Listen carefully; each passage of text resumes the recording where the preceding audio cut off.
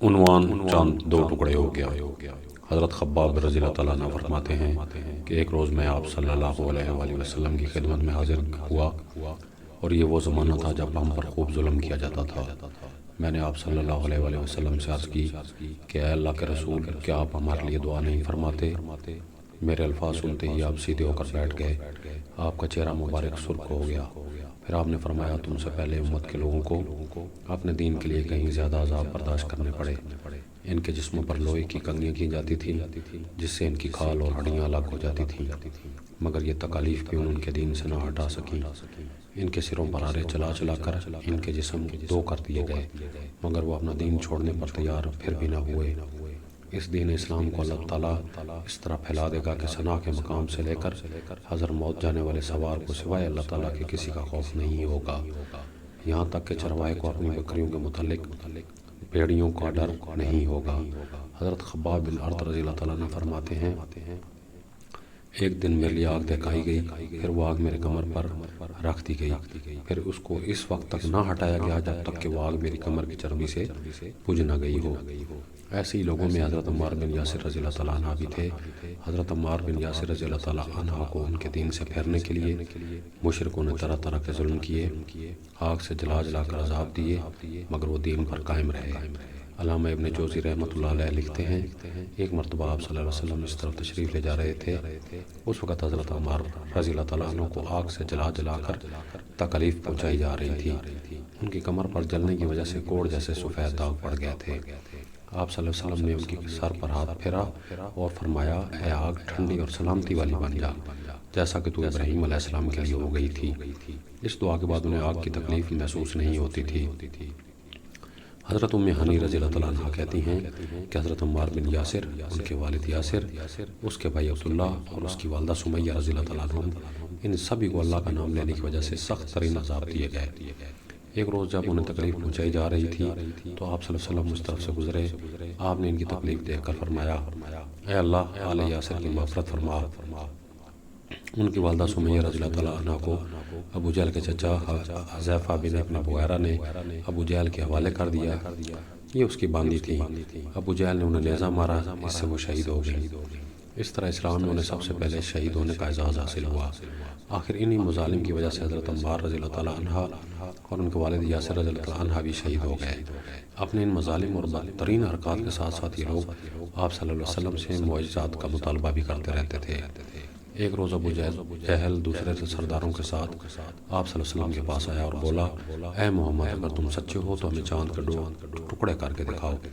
وہ بھی اس طرح کہ ایک ٹکڑا ابو قبیس پہاڑ پر نظر آئے اور دوسرا ٹکڑا کہکان پہاڑ پر نظر آئے۔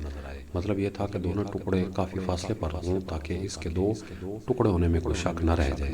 اس روز مہینے کی 14ویں تاریخ تھی، چاند پورا تھا۔ آپ صلی اللہ علیہ وسلم نے ان کی عجیب فرمائش سن کر فرمایا، اگر میں ایسا کر کے دکھاؤں تو کیا تم ایمان لے آؤ گے؟ انہوں نے یک زبان ہو کر کہا، ہاں بالکل، ہم ایمان لے آئیں گے۔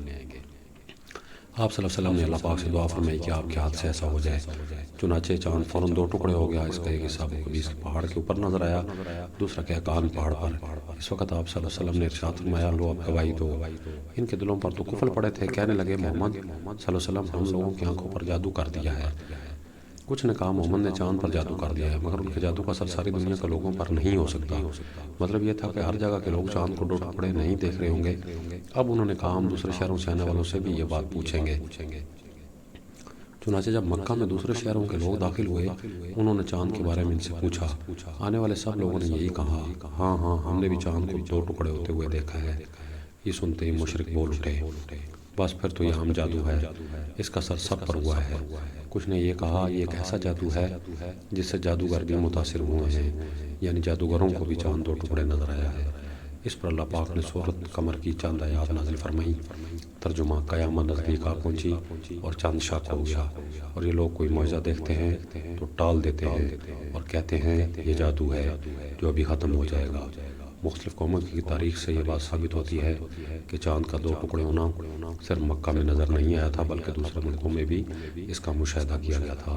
اس طرح ایک دن مشرکین نے کہا، اگر آپ واقعی نبی ہیں تو ان پہاڑوں کو ہٹا دیجیے جن کی وجہ سے ہمارا شہر تنگ ہو رہا ہے تاکہ ہماری یہ وادیاں پھیل کر بس جائیں اور ہم نے رب سے کہہ کر ایسی نہریں جاری کروا دیں جیسی شام اور عراق میں ہیں، اور ہمارے باپ دادوں کو دوبارہ زندہ کر کے دکھائیں۔ ان دوبارہ زندہ ہونے والوں میں کسا بالکل آپ ضرور ہو، اس لیے کہ وہ نہایت دانا اور عقل مند بزرگ تھا۔ ہم اس سے پوچھیں گے آپ جو کچھ کہتے ہیں سچ ہے یا جھوٹ؟ اگر ہمارے ان بزرگوں نے آپ کی تصدیق کر دی اور آپ نے ہمارے مطالبات پورے کر دیے تو ہم آپ کی نبوت کا اقرار کر لیں گے اور جان لیں گے کہ آپ باقی اللہ کی طرف سے بھیجے ہوئے اللہ تعالیٰ نے آپ کو ہماری طرف رسول بنا کر بھیجا ہے، جیسا کہ آپ دعویٰ کرتے ہیں۔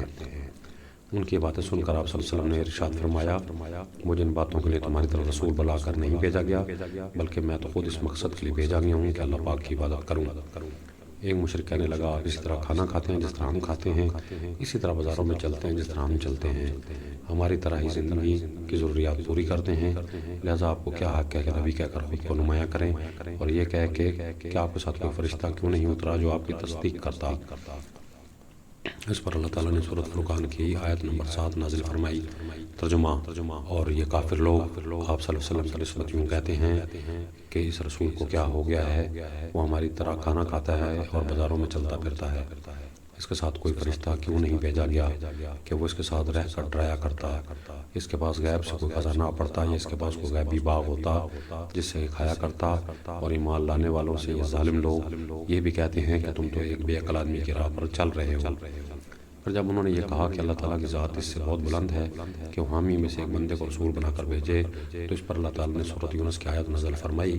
ترجمہ، کیا ان مکہ کے لوگوں کو اس بات سے تعجب ہوا کہ ہم نے ان میں سے ایک شخص کے پاس وحی بھیج دی کہ سب آدمیوں کو اللہ کے احکامات کے خلاف چلنے پر ڈرائیں، اور جو ایمان لے آئے انہیں خوشخبری سنا دیں کہ انہوں نے اپنے رب کے پاس پہنچ کر پورا رتبہ ملے گا۔ اس کے بعد ان لوگوں نے آپ صلی اللہ علیہ وسلم سے کہا، ہم پر آسمان کے ٹکڑے ٹکڑے کر کے گرا دو، جیسا کہ تمہارا دعویٰ ہے، تمہارا رب جو چاہے کر سکتا ہے۔ ہمیں معلوم ہوا کہ تم جس رحمان کا ذکر کرتے ہو وہ رحمان یمامہ کا ایک شخص ہے، وہ تمہیں یہ باتیں سکھاتا ہے۔ ہم لوگ اللہ کی قسم کبھی رحمان پر ایمان نہیں لائیں گے۔ یہاں رحمان سے لوگوں کی مراد یمامہ کی یہودی کائن سے تھی۔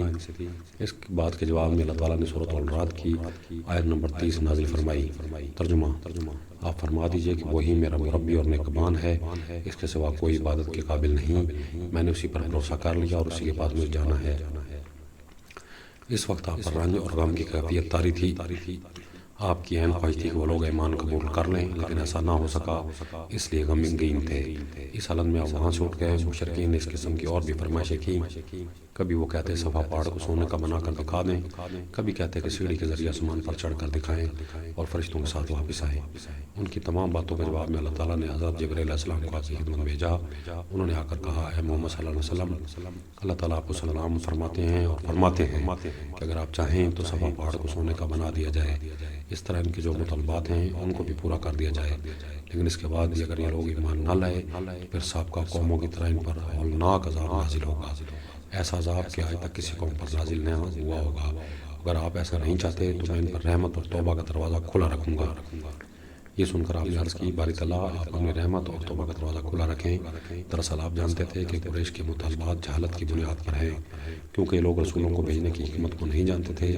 رسولوں کا بھیجا جانا تو دراصل مخلوق کا امتحان ہوتا ہے تاکہ وہ رسولوں کی تصدیق کریں اور رب تعالیٰ کی عبادت کریں۔ اگر اللہ تعالیٰ درمیان سے سارے پردے ہٹا دے اور سب لوگ آنکھوں سے سب کچھ دیکھ لیں تو پھر انبیاء اور رسولوں کو بھیجنے کی ضرورت ہی باقی نہیں رہتی اور غیب پر ایمان لانے کا کوئی معنی ہی نہیں رہتا۔